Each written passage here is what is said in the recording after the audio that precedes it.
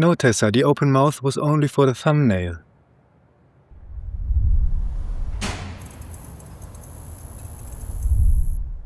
In this episode, Tessa and I will have a look at this Minolta MD 85mm f2 lens and see how it performs in our lens tests.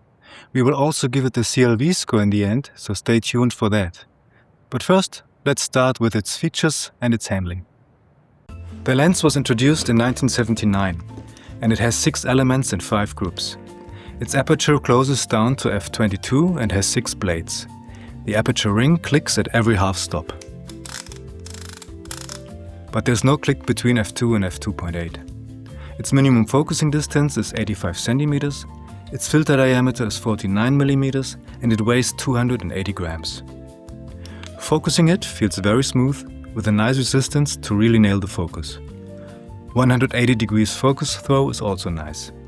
All in all, it's a very nice handling lens, small and lightweight with everything in the right place, no breech lock mount, and the direction of rotation is also correct.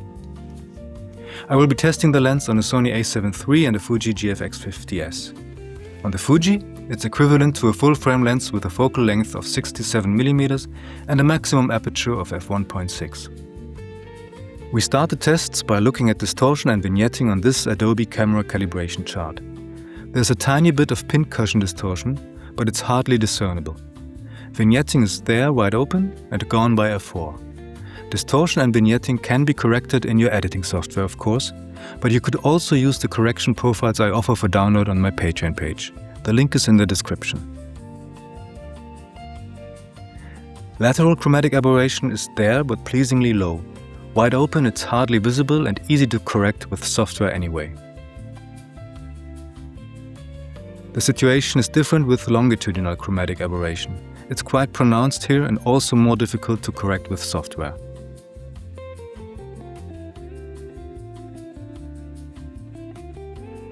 Mounting the lens on a GFX camera is a joy, since its sensor is fully and nicely covered.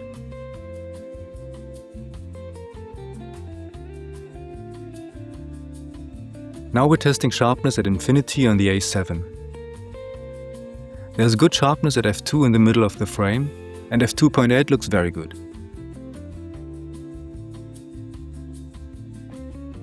At f16, diffraction causes the image to become a bit blurry. Halfway to the corner, resolution only seems slightly lower. Nice.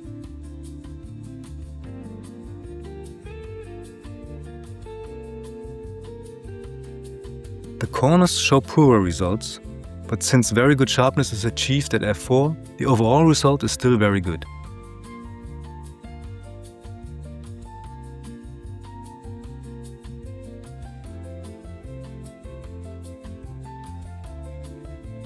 Our next order of business is sharpness at minimum focus distance.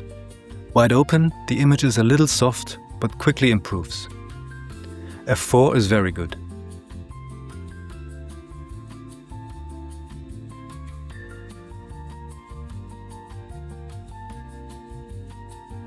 The corners are significantly worse, but at least good to very good sharpness is achieved at f5.6 and f8.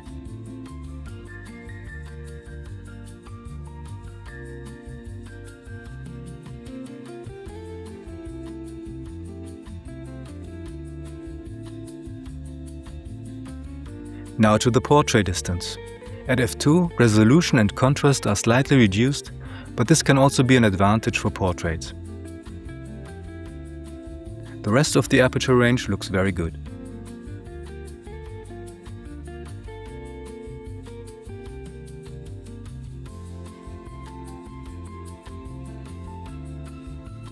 Here are examples of the bokeh of the lens. With the aperture wide open, it looks beautifully creamy. The only downside is perhaps the clearly visible angular aperture shape when you stop down.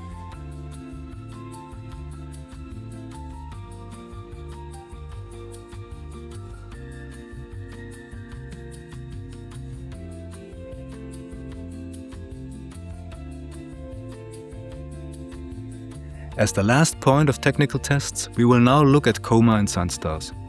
Coma is well controlled, and from f4 onwards we see sunstars that are unspectacular but quite nice.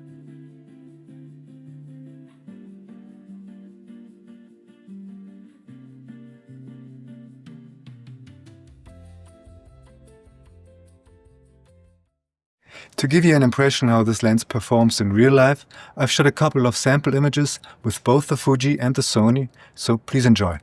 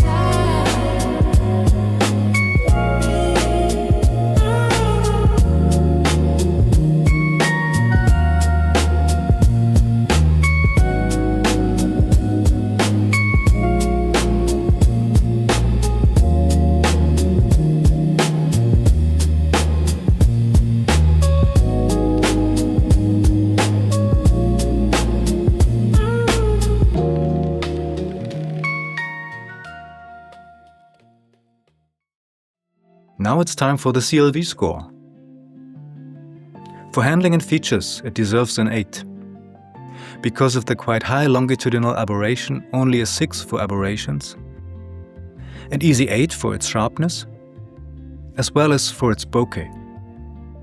The sunstars are average, therefore a 6. And since you can find this lens for 150 to 200 euros used, it's quite a deal. 44 out of 60 points. This means we have a new leader in our still young table. Thanks for watching.